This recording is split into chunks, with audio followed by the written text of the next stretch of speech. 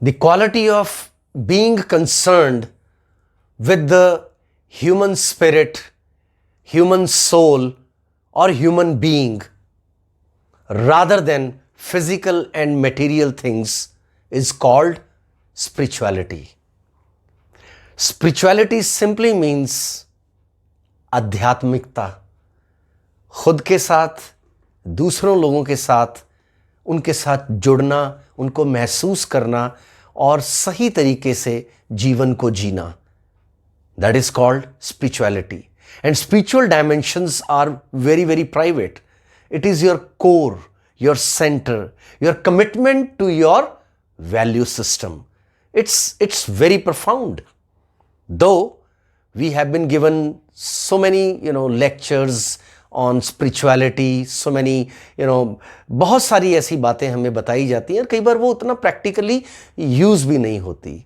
लेकिन हाँ, कुछ किताबें हैं जो बहुत सिंपल रहती हैं, जिनमें से एक one of my favourite book that is 7 Habits of Highly Effective People written by Stephen Covey.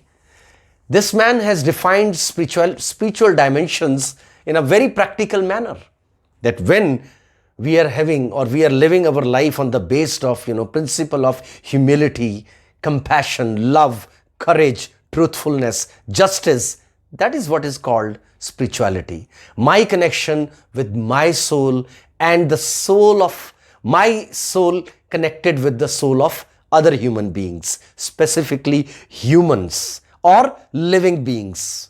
That is called spirituality.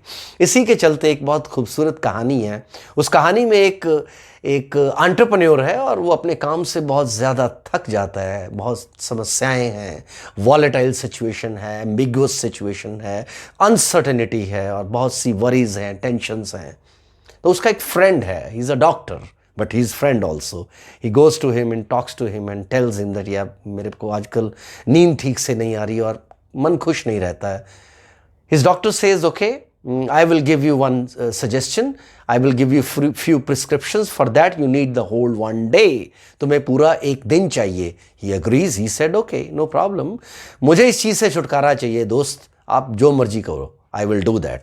वो कहता है ये पकड़ 4 ये प्रिस्क्रिप्शन. वो उसे बांध के देता है रबड़ बैंड के साथ कि इसे ऑनेस्टली तुमने खोलना नहीं है. 9 बजे सुबह, उसके बाद 12 बजे, फिर 3 बजे और उसके बाद इसको खोलना है रात के शाम के 6 बजे. वो कहता ठीक है. और इस in between he says that you can take your food, you can eat your meals and all. वो सब तुम कर सकते हो. वो कहता ठीक है. अब वो कैसे करना है? He says which place you would love to go in your childhood. बचपन में तुम्हें सबसे अच्छी जगह कौन सी लगती थी? He said beaches. He says, okay, you can go to the beach. It is nearby your home. He says that it is hardly 350 kilometers. Go there. तो वो अपनी तैयारी वैयारी करके, लेकिन हाँ एक बात है, वो जाने से पहले बोलता है ना दोस्त, ना फैमिली मेम्बर्स, ना मोबाइल, ना कोई कैसेट प्लेयर और सीडी प्लेयर और कुछ भी ऐसी इलेक्ट्रॉनिक आइटम नहीं लेके जानी तुमने अपने साथ. अपने आप को फ्री रखना है. नो लैपटॉप एंड ऑल, कुछ भी नहीं. अकेले जाना है. अगर ऐसा कुछ है भी है तो उसे अपने होटल में और कमरे में रख देना है. ठीक है. He goes. वो अपना एक प्लान बनाता है, फटाफट जाता है, एक बीच ढूंढता है, वहाँ अपनी एक दिन की छुट्टी लेकर चला जाता है. सुबह ब्रेकफास्ट करता है, पहली स्लिप खोलता है. उस पहली स्लिप पे लिखा होता है लिसन टू द सराउंडिंग्स. अपने आसपास की जितनी भी चीज़ें हैं, आवाज़ें आ रही हैं, उनको सुनो. Listen to the sound of your surroundings. He says यार कमाल है ये आदमी, अब मुझे यहाँ आवाज़ें सुनने के लिए भेजा है. But any how he sits at a place very quietly and he closes his eyes and start listening. Okay.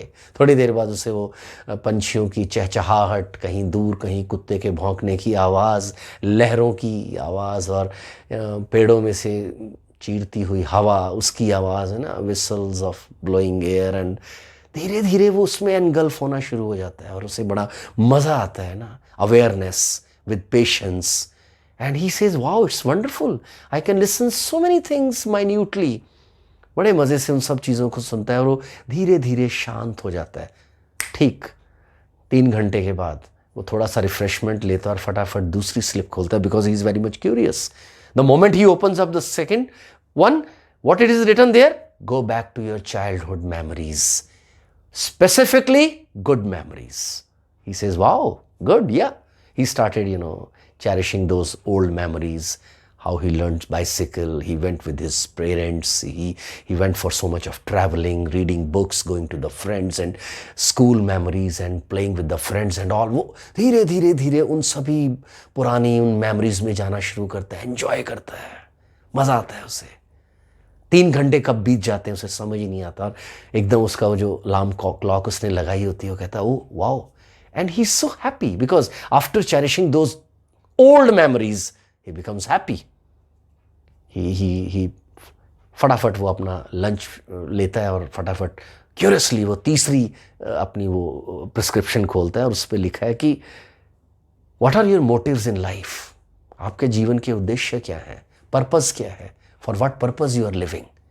He said कमाल है यार, अब पहली 2 एक्टिविटीज़ तो बहुत फैंटास्टिक थी, बट ये क्या है, पर्पस ऑफ लाइफ क्या है, बिजनेस कर रहा हूँ, चीज़ें मैन्युफैक्चर कर रहा हूँ और बेच रहा हूँ और बात खत्म, पैसा कमा रहा हूँ। फिर वो सोचता है कि क्या वाकई ये, वो अपनी डायरी लेके बैठ जाता है ना, लिखने के लिए तो पैड्स उसके पास रहते ही हैं, कि क्या ये मेरे मकसद हैं। फिर उसे लगता है नहीं, मेरा मकसद पैसा कमाना नहीं है, मेरा मकसद तो सेवा करना है, सर्व करना है। I am serving my clients, I am serving my customers, I am serving all the people, I am even serving my employees. My employees are serving me. I am serving them.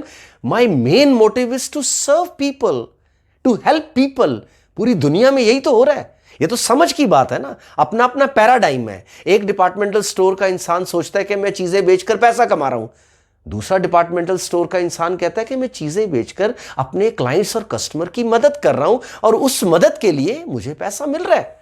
अब electricity department, water department, IAS, IPS, army man, all the people are serving one or another.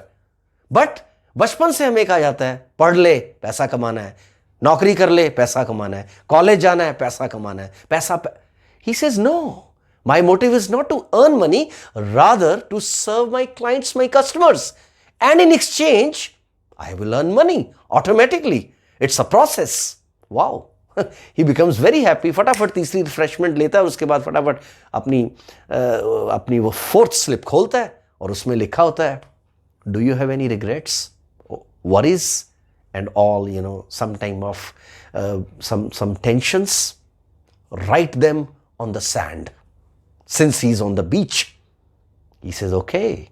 He goes there, एक वहाँ से पुराना shell उठाता है, उससे वो अपनी कुछ वरीज, कुछ मेमोरीज, कुछ ऐसा रिजेंटमेंट्स और सब चीज़ें लिखता है, मुड़ता है, वापस चलता है।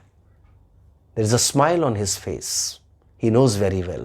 Next wave will come and whatever has been written on the sand, it will be washed away. He understood the meaning of sending him alone on the beach side, because he was feeling light, he was feeling happy, joyful.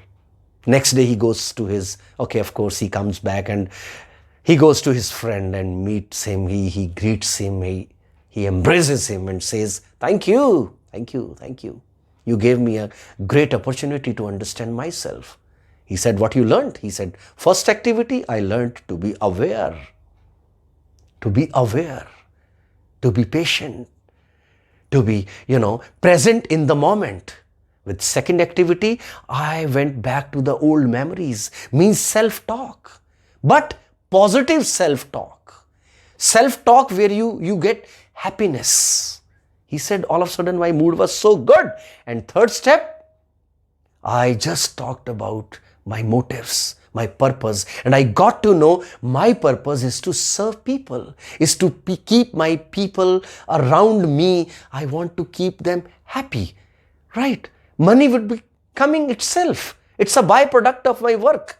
काम करूंगा तो पैसा आएगा ही, चाहे मैं 50 लाख कमाऊं, चाहे मैं 50 करोड़ कमाऊं, doesn't make any difference. First purpose is to serve. यही तो जैक मा बोलते हैं, यही तो बिल गेट्स बोलते रहे, यही तो बहुत से लोग दुनिया के, यही तो कलाम साहब बोलते रहे. Whether you're an entrepreneur or a technocrat or an IAS or a spiritual leader, you always talk about serving people. And last but not least, bad memories, worries can be given away, छोड़ा जा सकता है, लोगों को माफ भी किया जा सकता है। So my dear friends, isn't it a wonderful story? Yes. Living with ourselves. और सेकंड, जरूरी नहीं है कि उसके लिए हमें बीच पे जाना पड़े, हम अपने घर की छत पर भी दिन बिता सकते हैं, हम अपने आसपास के पार्क में जाकर भी एक दिन बिता सकते हैं। और हाँ, वाकई बीच पास है तो बीच भी जा सकते हैं। कहानी कहीं भी लिखी जा सकती है, उन यादों को कहीं भी लिखा जा सकता है, उन्हें घास के ऊपर भी लिखा जा सकता है, उसे हवा में भी लिखा जा सकता है, उसे डायरी में भी लिखा जा सकता है। मकसद ये है कि क्या मैं उन चीज़ों को छोड़ सकता हूं? क्योंकि अगर हमें गुस्सा आने की क्षमता है, अगर दो लोगों को हम मतलब बुरा बोलने की क्षमता रखते हैं, तो उन्हें माफ करने की क्षमता भी तो रखते हैं। बात तो यह है कि how wonderfully I can lead my life. So my dear friends, spirituality simply means my concerned, being concerned with the spirit and soul and human beings। मेरा खुद के साथ, अपने साथ, अपनी आत्मा के साथ क्या रिश्ता है, और मैं फिर वो रिश्ता दूसरे लोगों के साथ किस तरह से बना पाता हूं, और फिर how wonderful life I can lead. That is what called spiritual dimension. Thank you very much.